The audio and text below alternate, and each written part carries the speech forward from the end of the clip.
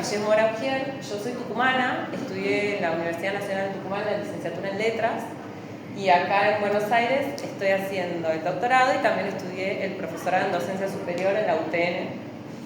Lo que les traigo entonces es mi tesis de doctorado que se llama Derechos Sexuales y No Reproductivos en espacios subnacionales, la salud sexual en el sistema público de la provincia de Tucumán de 2002 a 2020. Esto es como que también es un camino o una retroalimentación constante entre el oficio de investigar, entendido como un trabajo, que me dio la posibilidad de acceder a una beca doctoral del CONICET,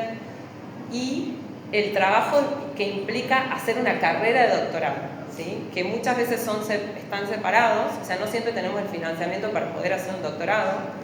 y a veces sí, en nuestro caso las dos cosas fueron juntas. Entonces la tesis es el resultado de un estudio local para el doctorado en Ciencias Sociales y Humanas de aquí, completamente financiado por fondos públicos del CONICET. Y yo pensé en presentarles algo que llamo un proceso que comenzó justamente mucho antes de la beca CONICET en sí, que comenzó en 2018 cuando empecé a preparar el plan de trabajo para postularme a la beca doctoral, y terminó supuestamente ahora en mayo de 2025 cuando presenté la tesis. Para ponernos un poco en situación, mi trabajo es un estudio local sobre la provincia de Tucumán, pero es importante recordar que está emplazada en el corazón del noroeste argentino, o sea, de la región NOA, con todo lo que eso puede implicar también. Y eso conlleva, o mi trabajo conllevó a atender o estudiar las particularidades de una provincia que se sitúa en el NOA. Entonces, como una especie de vinculación doble entre el tema-problema y mi punto de partida, me es muy difícil escindirlos, fue una pregunta que surgió acerca de la entrega universal de anticoncepción en una provincia como la provincia de Tucumán, gracias a una ley que es del 2002, que es la primera ley que en Argentina y en general en la región atiende a la salud sexual o a los derechos sexuales como responsabilidad del Estado, y a su vez cómo se aseguran las interrupciones voluntarias del embarazo, que tiene una ley también desde 2020 en Argentina, y son dos pilares para mi análisis. Entonces estudio cómo están asegurados y cómo pueden acceder, especialmente la población, o sea, recorte la población de mujeres cis en edad fértil, en espacios subnacionales, es decir, no a nivel nacional, sino a nivel provincial, en territorios que están históricamente impregnados y marcados por lógicas neoconservadoras y fuertemente religiosas en su cultura, en sus instituciones y en sus actores. Y pensando y atendiendo una problemática que existe, que es que Argentina es un país federal y la salud está organizada de manera federal. Entonces, surge la pregunta de cómo se ocupa ese espacio que queda entre las leyes nacionales que existen y que a mi entender son muy buenas en Argentina, y qué pasa en el medio entre esas leyes nacionales y cuando bajamos al espacio concreto de las provincias, en este caso como Tucumán. Entonces, bueno, este estudio local o la investigación consistió en eso, en ese estudio local para conocer la situación de la provincia en cuanto a su salud sexual, cómo se concretan las políticas públicas en el sistema público de salud sexual, reproductiva y no reproductiva, y específicamente entonces cómo funciona en el sistema público de salud solamente, también por una cuestión de extensión me limito al sistema público, la anticoncepción y las interrupciones del embarazo teniendo en cuenta las leyes existentes. Y como objetivos, esto que les contaba es un país federal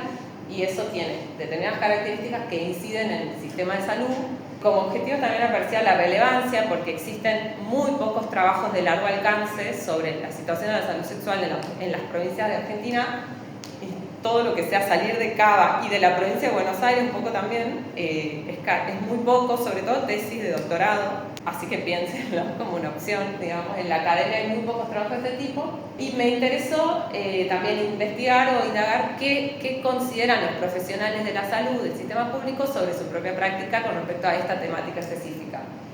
y conocer qué factores están incidiendo en la obstaculización o muchas veces en la facilitación cuando sí se facilita el acceso a esos derechos o cuando se los incumple, tomando dos casos de vulneración de derechos sexuales que sucedieron en la provincia de Tucumán. acá también me parecía como que traigo un poco mi marco general o mi marco teórico, pero acá pensando, mientras repasaba, pensaba en que acá también se da una situación que para mí es inescindible, que es que a la vez que construimos nosotros todos nuestro marco general o nuestro marco teórico, para mí también implicó un posicionamiento político teórico. No solamente por sostener una perspectiva de género transversal a toda la tesis, sino también por otra cuestión que implica y que tiene mucho que ver con mi formación de grado, que es posicionarme a estudiar casi como si fuera como una relación de matrimonio, estudiar la perspectiva de los actores sociales que consideramos subalternos en sociedades marcadas por relaciones de poder. Entonces eso implica estructuras de reproducción y de transformación, y anclada como mi gran marco general es la sociología de la cultura. Desde la licenciatura no la abandoné todavía, yo soy licenciada en letras, entonces también se da como un mix de una formación muy extraña, muy poco ortodoxa, pero en la que decidí voluntariamente y me posicioné como muy firme en seguir investigando qué está sucediendo en la cultura, entendiendo la cultura como Raymond Williams en tanto un sistema significante. Y en ese sistema significante existen instituciones, actores, prácticas, discursos, y todo eso tiene mucho para decir. Entonces me interesa investigarlo de esa manera. Y específicamente un concepto que es transversal y que es instrumental para mí es el de gobernanza reproductiva, que es propuesto por unas teóricas norteamericanas, que implica ajustar el lente cuando aparece en cuestión o en el centro de la escena política la reproducción, y en específico una de las postulaciones de esta tesis es cuando aparece la sexualidad en realidad en escena, qué tipo de actores, discursos, acciones en la arena pública empiezan a movilizarse cuando se están justamente cuestionando o asegurando cuestiones que tienen que ver con la reproducción y la sexualidad. Con respecto a la metodología, una investigación cualitativa, en esto fui como muy relajada, yo por lo menos. Es un análisis crítico de los derechos sexuales y reproductivos desde el paradigma de las ciencias sociales, y me basé en tres tipos de fuentes, tanto primarias como secundarias. A veces algunas de esas fuentes pasaron a ser primarias, a veces secundarias. Las hice dialogar bastante. Para mí ninguna tuvo más importancia que otra, por eso me es medio difícil hablar de fuentes primarias y secundarias, pero bueno, es un poco como la literatura de metodología nos pone un poco en esos corsets. Y también he tenido como mucha predisposición y mucha libertad de mi directora y codirectora, entonces también he trabajado muy libremente con esto, pero sobre todo he puesto el foco en la narrativa de los trabajadores y trabajadoras de la salud, del sistema público. Realicé 37 entrevistas entre 2019 y 2023 para conocer cuál era entonces, qué nivel o qué grados de relación tenían con la atención de la salud sexual de mujeres en el sistema público. Como les digo, en muchos de los casos las entrevistas en esos momentos eran profesionales que ya no trabajaban en el sistema público, pero aún así habían trabajado, entonces tenían alguna injerencia o tenían experiencia en el tema. Y observación y escucha activa en espacios de atención de la salud pública de la provincia de Tucumán, sobre todo en la zona centro, es decir, en la capital, San Miguel de Tucumán. Y acá incluíamos ginecólogos, ginecólogas, médicos generales, licenciadas en obstetricia, psicólogas, trabajadoras sociales, agentes sociosanitarios, que son el rol de los trabajadores del territorio, y eso creo que era todo. Después trabajo con normativas, y acá es donde también aparece como un poco, en los tres en general, pero aparece mi costado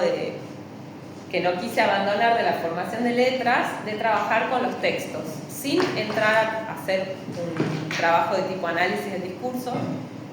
Hemos dado una vuelta a análisis textual, que es como una cosa que hacemos todos, en realidad, cuando leemos e interpretamos. Entonces también trabajo con el texto de las dos leyes, de la Ley de Salud Sexual y la Ley del IBE, con los textos de las políticas públicas que existen en Tucumán, que al momento es solo una, que es el Programa Provincial de Salud Sexual, pero en el momento de la investigación era el Programa Provincial y el Plan-ENIA como políticas públicas, y los instrumentos que le dan sostén a esas dos políticas. Y acá no lo he puesto, pero también he analizado los debates en el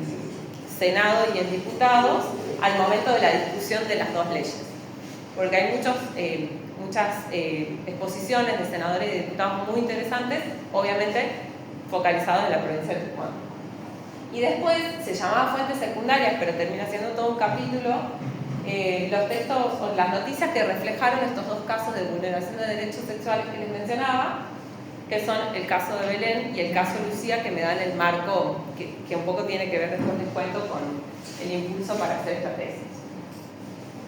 Eso como la metodología. Y acá les traigo solamente de manera ilustrativa la estructura de la tesis. Un poco también pensaba ayer cuando repasaba que quizás escuchamos tesis doctoral y pensamos que es un monstruo, y es un monstruo, pero no es tanto, o sea, realmente termina siendo 5 capítulos cuando en un momento yo pensé que tenía que ser 10 y que eran 400 páginas. Y en realidad también tiene mucho que ver con cómo decimos y de qué manera presentamos la información. Y a veces la posición de mi directora, que es Karina Ramaciotti, siempre fue que menos es más. Así que también la idea fue hacerlo como que sea sustancial y no engorroso y no canse, y también que se centre en un solo problema. Y la estructuré de una manera en la que ahora van a ver por qué. También la estructura o la organización de la tesis tiene que ver con una cuestión de escalas. Primero presento la provincia, pero después voy desde lo global hacia lo local. Entonces, les cuento un poco esto de cómo organizar el contenido, por si les sirve, por si les inspira también, y pensar en que muchas veces organizar el contenido a veces tiene que ver con maneras también como medio creativas, ¿no?, de hacer las cosas, que no siempre es tan estructurado y cerrado como uno lo piensa, y que está bueno dejar también correr la creatividad. Entonces, como les decía, la exposición refleja el análisis que va desde lo global e internacional, pasa por la escala nacional y deriva en el caso local. Entonces yo lo llamo desde arriba hacia abajo, y entonces finalmente derivamos en cómo diariamente son llevadas a cabo las políticas públicas en lo concreto, que es el caso de la provincia.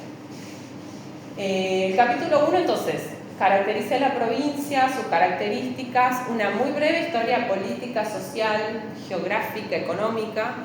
destacados los hitos que me han parecido más relevantes, más interesantes, también para caracterizar y armar un poco el mapa de actores que están teniendo relevancia en la provincia, actores políticos, y que tienen que ver con la historia reciente de la provincia de Tucumán, así como todas, pero la provincia de Tucumán tiene muchas características propias que inciden en cómo después se llevan a cabo y se traccionan. Pensaba en esto de la orientación de políticas públicas, cómo se traccionan después esas políticas públicas que parecen un papel muerto, pero en definitiva no lo son.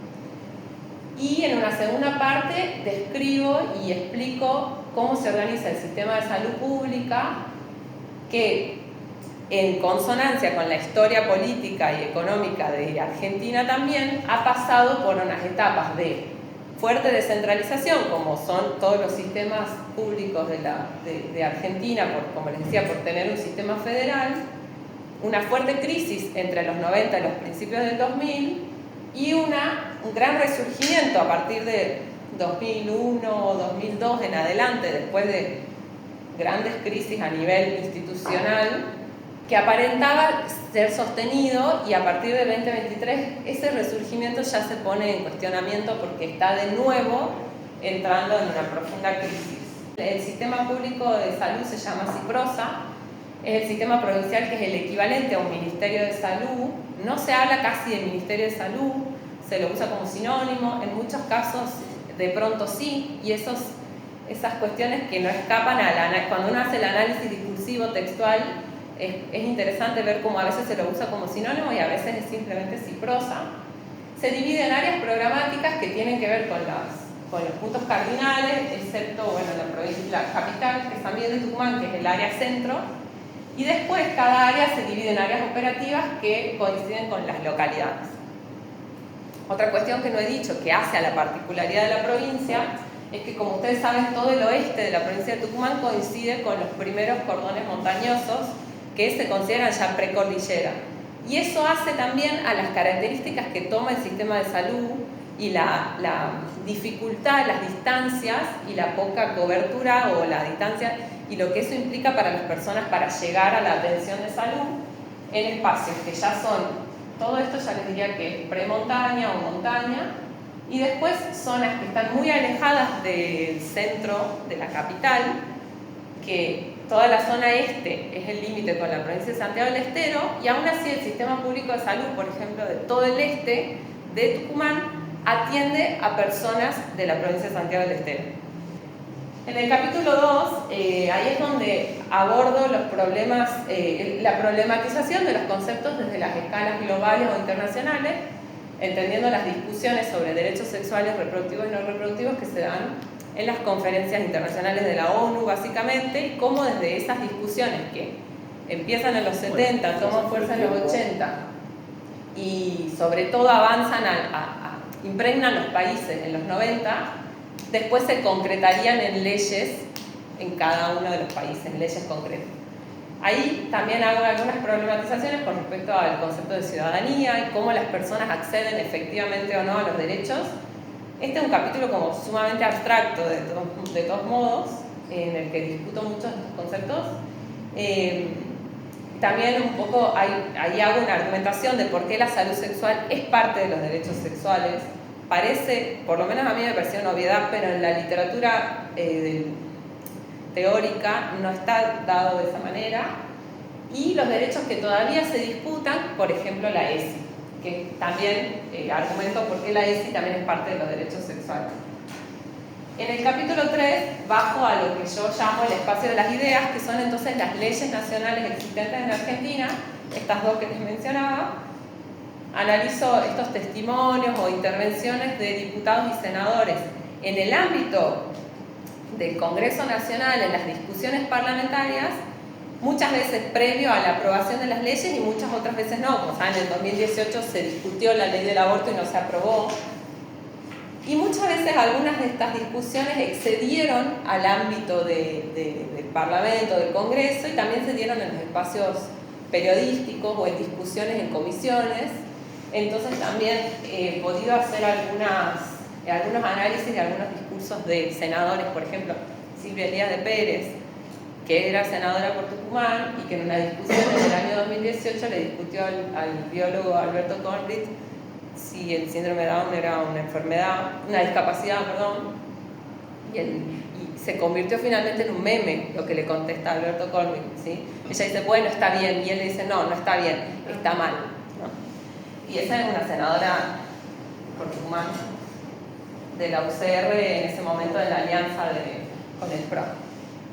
En el capítulo 4 es donde empiezo a analizar entonces ya como que aterrizamos a la esfera local y ahí analizo las limitaciones y las posibilidades que tienen las mujeres tucumanas para acceder a la salud sexual, atendiendo a las políticas públicas existentes. Como les decía, en la provincia de Tucumán hay un programa provincial de salud sexual y reproductiva que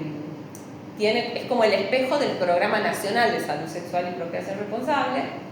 Sin embargo, la provincia de Tucumán es la única provincia en toda la Argentina que no tiene una ley propia de salud sexual ni tiene una adhesión a la normativa nacional. Esa es una característica, como les decía, que también hace a esas particularidades de la provincia.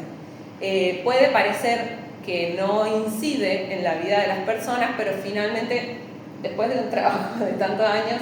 la conclusión es que sí incide eso, ¿sí? Si bien eso no significa que haya otras provincias que estén,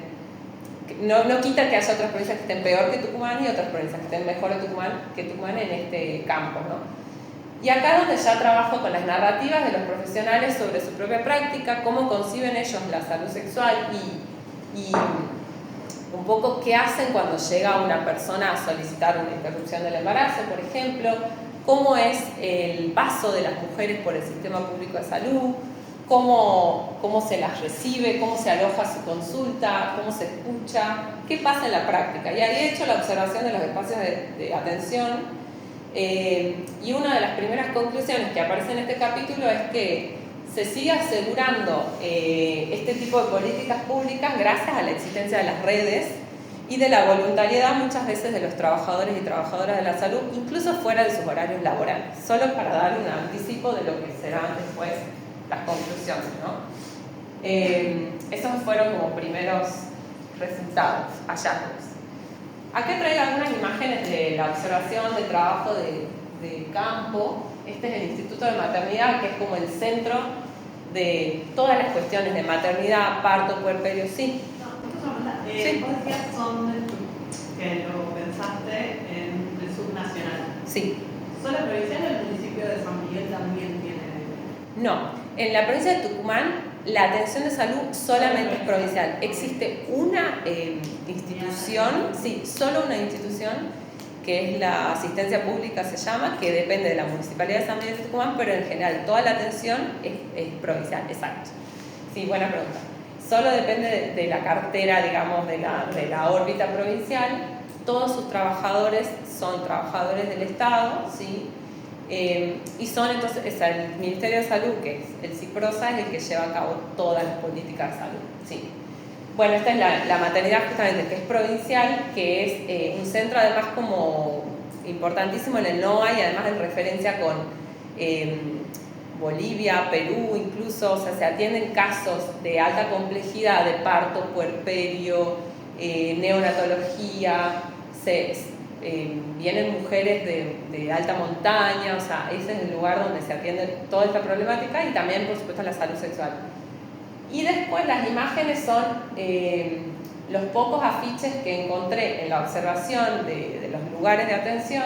que hacen alguna referencia a la salud sexual. La conclusión de todos los lugares a donde yo he ido a entrevistar a trabajadores es que no hay absolutamente ningún afiche, ninguna folletería que hable de interrupción voluntaria del embarazo. Estas observaciones ya eran de 2023. O sea, si bien es una ley todavía muy nueva, las interrupciones en tanto aborto legal se hacían desde antes de la ley del 2020, se hacían como hiles. Entonces lo que se empieza a observar, incluso en las preguntas, una pregunta de mi entrevista semiestructurada era si hay folletería, si está expuesta la información o cómo llegan las mujeres o cómo se enteran, y todos me contestaron, absolutamente todos me contestaron que no hay folletería. O sea, no está expuesta la información para una persona que acuda al sistema público de salud. Sobre todo, parece que esto se da por fuera, de boca en boca o por trabajo del activismo feminista, de derechos humanos o LGBTIQ+, pero si no, las personas que acuden al sistema de salud no se enteran de otra manera, o si derriban también la barrera de la timidez, el miedo, si consultan en la recepción, en la administración, en la admisión, perdón. El capítulo 5, que ya es el último, es en el que observo un nivel más de la escala local, en el que atiendo o estudio lo que les estaría pasando a las mujeres en tanto usuarias, pero no he podido hacer las entrevistas a las usuarias. O sea, todo mi trabajo de campo solamente he trabajado con profesionales de la salud, muy pocas usuarias, pero no ha sido un número relevante ni destacable. Han sido solamente unas conversaciones informales, de pasillo, de sala de espera. Entonces, en este caso, lo que sí hice, que esto tiene mucha vinculación con el origen de la investigación, que era un objetivo que yo siempre tuve, fue trabajar con los dos casos de vulneración de derechos sexuales, que fueron el caso Belén de 2014-2017 y el caso Lucía de febrero de 2019. Entonces, en este capítulo me pregunto cómo son las condiciones de posibilidad entonces para las mujeres cis que acuden al sistema público de salud por consulta, por atención, por una emergencia obstétrica, y todavía más de las mujeres pobres. Y aquí es donde como terminamos encontrando como resultados que hay una enorme falta de acceso a la información. Por supuesto que hay una enorme falta de acceso a la ESI, muchísimas deudas todavía del Estado provincial con respecto a esos dos elementos, Y acá analizo los actores y las instituciones que han tenido vinculación con estos dos casos que les menciono, Belén y Lucía. Emergen, más que nada, los actores fortalecidos del campo del activismo neoconservador, que serían los actores que llamamos religiosos. Lo que pasa es que, finalmente, cuando analizamos una provincia como Tucumán, hablar de activismo religioso o de actores religiosos nos termina quedando corto, porque no son solamente vinculados a religiones de manera tan lineal y directa, hay mucho más detrás de eso. Y acá, en estos dos casos paradigmáticos, se pone de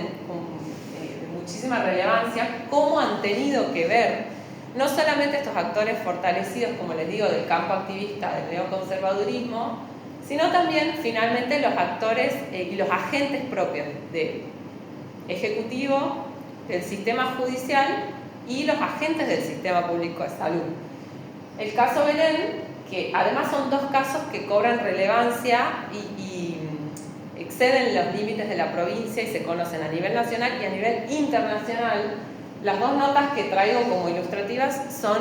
de cómo excedieron los límites, las fronteras argentinas y se replicaron en medios de comunicación hasta The Guardian, The New York Times, El País de España, medios de Perú, de Colombia, de Ecuador, solo por mencionar algunos. En el caso de Belén, que es una mujer que acude a una guardia de un hospital público de la ciudad de San Miguel de Tucumán, de un hospital muy grande de la ciudad, y tiene un aborto en el baño, un aborto espontáneo en el baño del hospital, y finalmente se le realiza un legrado, pero lo que le sucede a Belén en marzo de 2014 es que del hospital, de estar internada, va directamente a la comisaría y después a la cárcel de mujeres, o sea, sin un lugar intermedio. En este caso, lo que sucede con Belén, y que lo analizo en profundidad en el capítulo 5, es que siempre se sostuvo sobre ella la culpabilidad de haberse provocado un aborto, ¿sí? Y con toda investigación que parta de una supuesta denuncia o de una investigación, se llama una investigación fiscal, tiene que partir de una hipótesis. En este caso se parte de la conclusión de que Belén era culpable. De ahí, además, en este caso también analizo la articulación con el activismo feminista, no solo local, sino nacional, para darle para posicionar el caso en los medios nacionales y para posicionar sobre todo la voz de ella misma cuando ella relata desde el minuto cero que ella no sabía que estaba embarazada. Entonces, ¿cómo es importante aquí escuchar la voz de la persona que en este caso no solo es víctima, sino que es doblemente vulnerabilizada? Y el caso de Lucía, que en febrero de 2019, cuando yo me acababa de enterar que me habían otorgado la beca doctoral de CONICET, empiezo a hacer las entrevistas y en el momento que voy a realizar la primera entrevista, en febrero de 2019, la persona a la que yo estaba entrevistando, que es una psicóloga que es miembro del Programa Provincial de Salud Sexual de la provincia, estaba recibiendo un mensaje sobre un caso de una ILE que no estaba siendo resuelta. Y finalmente era el caso de Lucía. Lucía acude a un CAPS con su mamá, tenía 11 años, una médica de CAPS encuentra que sospecha un embarazo. Al ser una nena tan pequeña, la deriva directamente a un hospital de mayor complejidad, porque eso no se podía resolver en un CAPS. De ahí Lucía también queda internada, nunca sale del hospital, o sea, directamente queda internada, pero se le dilata continuamente la ILE, que estaba perfectamente encuadrada en una ILE, porque a Lucía la había violado el novio de su abuela, sino que los pedidos son explícitamente acerca de una ILE de parte de su mamá, o sea, no estaba hablando de una niña solamente. De todos modos, ella accedía perfectamente a una ILE por sus derechos, pero su mamá pidió todo el tiempo la ILE. Finalmente, este caso también tiene muchísima repercusión a nivel internacional, pero el activismo, como les decía, el activismo neoconservador no deja, ¿sí?, que esto se resuelva en el sistema público. Tienen también muchísima acción y aparecen mucho, y tienen como muchas intervenciones, en el espacio público. En este caso, una de las intervenciones de lo que llamamos los grupos pro vida o los pañuelos celestes o los grupos antiderechos hacen una manifestación en la plaza central de la ciudad capital de San Miguel de Tucumán, en este caso pidiendo que a Lucía no se le haga la ILE, ¿sí? Estamos hablando de una nena de 11 años. Como algunos de los resultados entonces ya de la tesis que llamamos conclusiones o reflexiones finales, es que tomando palabras de algunas de mis entrevistadas, aparentemente el circuito que realizan las mujeres cis en el sistema público de salud de Tucumán para poder acceder a anticoncepción, la anticoncepción está mucho más aceitada, ¿no? Está mucho más asegurada. Ahora, fuera de la tesis podemos ponerlo en cuestionamiento porque hay falta de recursos, pero dentro de todo está más asegurado y no tanto lo que sucede con la IVA y la ILE. Entonces mis entrevistadas me respondían, sí, funciona, gracias a una red invisible. Pero entonces la pregunta de las conclusiones es, si la red es invisible, ¿cómo llegan las mujeres a encontrar esa red? Tucumán, como les decía, es la única provincia que no adhiere formalmente a la Ley de Salud Sexual de 2002, ni tiene una normativa propia. Su gobernador actual y su ministro de Salud actual se reconocen abiertamente como militantes pro vida, marcharon en el 2018 en la marcha de los pañuelos celestes, encabezaron la marcha de los pañuelos celestes, y el Programa Provincial de Salud Sexual y Reproductiva, que depende del Sistema Provincial de Salud, hasta la actualidad, y desde que yo empiezo mi investigación en 2018, siempre contó solamente con 3 trabajadores para toda una provincia. A esto se suma la situación de alta precarización del Plan ENIA, que era el plan que trabajaba de manera territorial con adolescentes y con la prevención del embarazo no intencional en la adolescencia, pero mucho más que eso. El Plan ENIA trabaja además también con prevención del abuso, con educación sexual integral, con salud mental. No solamente está abocado a evitar el embarazo no intencional, y el Plan ENIA ya fue desmantelado en la provincia de Tucumán en la actualidad. También como resultado, entonces, lo que les anticipaba al principio, parece ser que cuando la sexualidad y la reproducción o la elección de no reproducción de las mujeres aparece en escena y cobra relevancia, también empiezan a motorizarse numerosos actores sociales, políticos, instituciones, discursos y materialidades que atraen el foco de la atención y tienen también su relevancia en la arena pública y se posicionan de alguna u otra manera siempre también. Y por otro lado, bueno, lo que también les anticipaba, el acceso a muchas de las políticas públicas de salud sexual se sigue dando gracias a las redes que sostienen trabajadores y trabajadoras de la salud con el activismo o la militancia feminista, y no solo feminista, de derechos humanos en general también, y de defensa de la salud pública. Y después pensaba, ya un poco saliendo de la organización estrictamente de la tesis, me proponía Lucila pensar el proceso del devenir, de cómo llegamos a investigar, de la elección del tema, de no quedarme con la historia única, ¿sí? No quedarme con que en Tucumán son muy religiosos. Eso sería como también un poco simplista y fácil, y es lo que esperaríamos que suceda. Y las sociedades no son tan simples, son mucho más complejas que eso, y hacia adentro están sucediendo cosas muy interesantes. Y a su vez aparece también el feminismo en tanto las experiencias que tuve como mujer y después como feminista, porque yo no nací feminista, ni mucho menos, me hice feminista muchos años después, digamos. Entonces, cuando pienso en el porqué de la elección del tema, si se fijan, también estoy yendo como de lo más reciente a lo más antiguo, digamos. Aparecía esta falta de trabajos académicos sobre la salud sexual o sobre el acceso de las mujeres a la salud sexual en las provincias de Argentina, ni hablar de todo lo que yo no pude abarcar, ¿sí? La diversidad, las personas con HIV, la población trans, cómo accede esa población al sistema público de salud, es lo que me quedó por fuera, porque yo me limité solamente a las mujeres cis, ¿no? Pero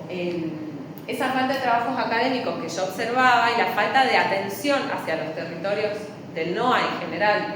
de las provincias, se sumó a motivaciones que tenían que ver con lo personal. Tanto yo pensaba, bueno, yo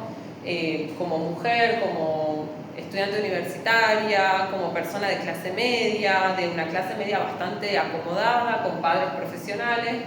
tengo cobertura de salud privada, digamos, la obra social que me extendían mis padres,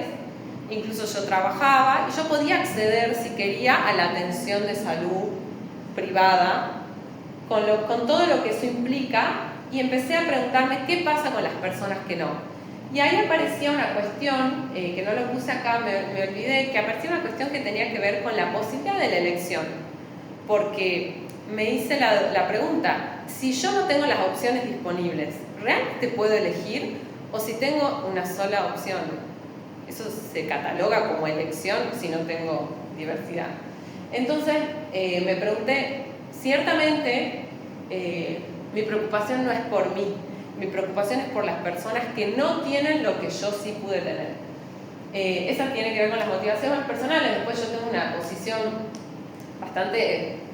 fortalecida y bastante exteriorizada, como sabe Lucila, de no ser madre, y lo milito bastante porque me interesa mucho qué pasa con las personas que deciden no ser madre, en tanto parece que las mujeres estaríamos siempre dirigidas solamente hacia ser madres.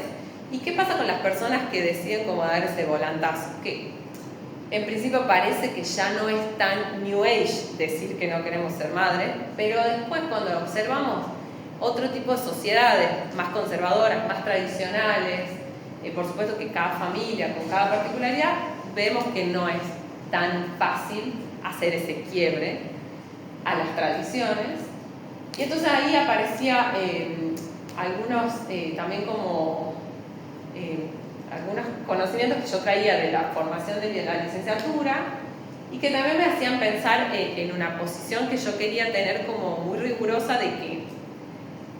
el aspecto militante o mis intereses personales o el mismo feminismo no quede solamente en la parte anecdótica, y sí sostener la rigurosidad académica sin dejar de ser yo y sin dejar de ser militante, ¿sí? Y creo que fue un desafío que, como me lo puse tan a rajatabla, traté de sostenerlo hasta el final, y en eso traje las palabras de una ex docente mía, incluso con respecto a la argumentación académica, pensando en, una vez que manejamos el saber ajeno, ser rigurosos y respetuosos con ese saber ajeno, podemos pasar a un segundo nivel de articular ese saber ajeno con el saber propio, con la proposición que traemos nosotros, o con esta nueva mirada que podemos aportar nosotros, y por supuesto la articulación constante entre la teoría y la empiria. Así es que en agosto de 2017 yo termino y defiendo mi tesina de licenciatura, de la licenciatura en Letras en la Universidad de Tucumán, en la que yo había investigado, en el marco de la sociología de la cultura, a un poeta tucumano que escribió letras que finalmente se hicieron canciones de folclore. Ustedes dirán, ¿qué tiene que ver esto con el aborto y la anticoncepción? Bueno, sí, porque el poeta que yo había elegido para mi investigación, que se llamaba José Augusto Moreno, hizo muchas de las letras de sus canciones con mucha vinculación religiosa y con una fuerte impronta del cristianismo, con una formación de madre adventista. Entonces las letras de canciones tenían una impronta muy cristiana, y él proponía una lectura de la Sagrada Familia, de la familia de Belén y el nacimiento del niño Jesús como un niño zafrero. Y eso tenía que ver totalmente con las raíces de la provincia de Tucumán, con una de sus actividades principales, que es la de la industria azucarera, y me inclino más hacia el folclore. Pero había trabajado con mucha religiosidad y había leído mucho sobre religiosidad popular, y no quería abandonar del todo eso. combinado con lo que les decía antes, de qué pasa con las mujeres que no tienen los mismos accesos que yo, apareció la posibilidad a fines de 2017 de pensar en este tema para presentarme a la beca doctoral de CONICET. A su vez yo tenía muy claro que yo quería dedicarme a la investigación, que ese era el trabajo que yo quería hacer. Y en eso CONICET, por lo menos hasta ahora, sigue siendo el lugar en el que podemos dedicarnos a eso porque, en palabras como muy simples también, nos paga por investigar. Lo que damos la contraparte es realizar este doctorado y sobre todo tomarlo también como, por lo menos yo, como una responsabilidad de investigar temas de relevancia social y pública. Y aquí es donde también pensé en esto de que cuando empiezo con mi plan de trabajo en febrero, marzo de 2018, el proceso de trabajo, o del plan de trabajo, perdón, o del proyecto, ya era un proceso de investigación en sí mismo. Y ahí es donde yo empecé a leer y a imbuirme de cuestiones de derechos sexuales, a conocer un poco más de la perspectiva de género. Y ahí empieza también la relación igual, así como de derechos, con respecto a la salud. Es como que derechos y salud empiezan a ser como los temas recurrentes con los que después uno se va y sueña y no para de pensar. Y no solamente lo que yo hasta ese momento tenía de la formación en letras, que parece que es todo en literatura y lingüística y nada más. Y ahí es donde también pensaba en estos movimientos o pasos que propone Swales de empezar primero a establecer el territorio, es decir, ver qué hay, y en ese establecer el territorio aparece lo que yo les decía, que no veía investigaciones al respecto. En mi facultad, que es la Facultad de Filosofía y Letras de la UNT, no había grupos que estén investigando la salud sexual ni los derechos sexuales. Yo no tenía tampoco la posibilidad de solicitar que alguien me dirija porque no había personas que sean expertas en esto. Entonces ahí empiezo a buscar la bibliografía de lo que yo estaba leyendo y así empecé a buscar directora y así le mandé un mail a mi directora y mi directora me aceptó, o sea, le pedí si me podía dirigir para la beca de CONICET y ella me dijo que sí. Entonces, después aparece el segundo momento que es establecer el centro, o sea, decir, bueno, a este espacio que yo lo veo vacante, acá es donde yo me quiero parar y ahí propongo una postura de algo nuevo, de una continuidad con algo anterior, de una ruptura con algo anterior o una discusión con algo anterior. Y finalmente ocupar ese centro, que es cuando finalmente decido, bueno, esta va a ser mi investigación y se la propongo a CONICET, digamos. La proposición fue, la postulación a CONICET fue en julio de 2018. Y bueno, y acá es donde aparece entonces también, yo ya no estaba solamente en el campo de las letras, sino que me fui un poco a las ciencias sociales. Que no es lo mismo, por ejemplo, en la provincia de Tucumán no está la carrera de sociología, entonces también implicaba como que yo encontraba una vacancia en mi formación y por eso yo quería profundizar un poquitito más. También en la provincia de Tucumán hay muy pocos posgrados, ahora hay un poco más, pero hay muy pocos doctorados y pensar en estudiar en Buenos Aires implicaba no solo uno, sino muchísimos doctorados, muchísimas universidades. No parece importante, pero lo es, porque tener muchas universidades cerca implica también el diálogo con otros, la discusión con otros, aunque no estemos de acuerdo, implica encontrarse con la voz de otros. Y bueno, y ahí es como que me llevaba a esto, contribuir a los estudios, no solo de las ciencias sociales, sino en particular a los estudios del Estado, y observar entonces las deudas que seguían existiendo en la provincia de Tucumán por parte del Estado provincial, las que les mencionaba antes, qué son las políticas públicas, qué entendemos por políticas públicas. También acá es donde, por la formación o por los aportes de mi directora, empiezo también a manejar una idea que es la de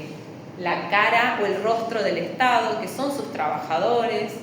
que me parece que no son solo el rostro del Estado, sino que los trabajadores son el cuerpo del Estado, porque le ponen mucho más que la cara. ¿Y qué pasaba con las políticas públicas? Que en lo nacional tenían una enunciación muy buena y en lo local yo estaba viendo que eso funcionaba de manera medio. Entonces me proponía, bueno, como les decía, uno de estos objetivos es también finalmente aportar a que se mejoren esas políticas públicas y que sean más transversales y no tan parciales como lo son en la actualidad, y que sean integradas y que sean parte del mismo Estado desde su enunciación hasta sus instituciones, y que no dependan de la voluntariedad de un trabajador. Y por supuesto dentro del gran campo de las ciencias sociales, como les decía. Y esto, bueno, ya un poco ya lo he ido contando, pero no me quería olvidar de esto que les mencionaba, que yo ingresé a la universidad, a la Facultad de Filosofía y Letras, en el 2005 y me recibí en el 2017. Y desde el 2011 hasta el 2017 yo estuve solamente con la tesina dando vuelta ahí, con nada. Trabajaba, empecé a trabajar, me fui a vivir sola. Entonces ya había otros atractivos y otras cosas que la tesina no parecía ser una urgencia. Por eso les decía que yo también estuve ahí, como que sentir que uno también estuvo ahí no es poca cosa. O sea, sí entiendo perfectamente lo que se siente tener la tesina todavía. Entonces yo estudié en la Facultad de Filosofía y Letras, y de ahí, como les decía, provengo más que nada de los estudios literarios, de los estudios culturales, que es como lo más sociología que podés encontrar en la licenciatura en Letras, por lo menos en Tucumán. Entonces me incliné hacia ahí y empecé a trabajar con un docente, que es el docente que daba introducción a los estudios literarios y culturales, ¿cómo era? Análisis y estudios culturales, no me acuerdo, la 1 y la 2, y me gustaba mucho su materia. Entonces empecé a trabajar con él, me propuse para empezar a trabajar en su cátedra. No había una figura de ayudante estudiantil, entonces él me propuso que estaba haciendo una investigación sobre un músico tucumano de folclore, si yo quería colaborar en las entrevistas. Y ese músico, que se llama Luis Víctor Pato Gentilini, escribe la música de muchas letras de poetas de la zona, no solo de Tucumán, sino de Catamarca, de Salta, y ahí es donde finalmente yo llego al poeta que investigo para la tesina. Entonces tuve bastante allanado el campo de la tesina, el tema de la tesina es como que apareció con mucha facilidad, si se quiere. Me postulé para una beca del CIUNT, que es el Centro de Investigaciones de la UNT, que ya no existe, ahora se llama de otra manera. Y esa era como para terminar la tesina, era el del nivel de grado. Finalmente terminó la beca y yo seguía con la tesina. Y bueno, lo que les traía era esto de que pienso que no solamente, en mi caso, lo personal no solamente es político, sino que también es fuertemente académico, porque hay una decisión mía de seguir y sostenerme y persistir en los ámbitos académicos con mucha obstinación, a pesar de que es muy difícil dedicarse a esto. Y lo que también les mencionaba con respecto a la formación y al doctorado y a la tesis, me di cuenta recién ahora, finalizando la tesis, que lo que aparentemente quise hacer fue amigar disciplinas que no parecen muy amigas, que son la antropología y la sociología,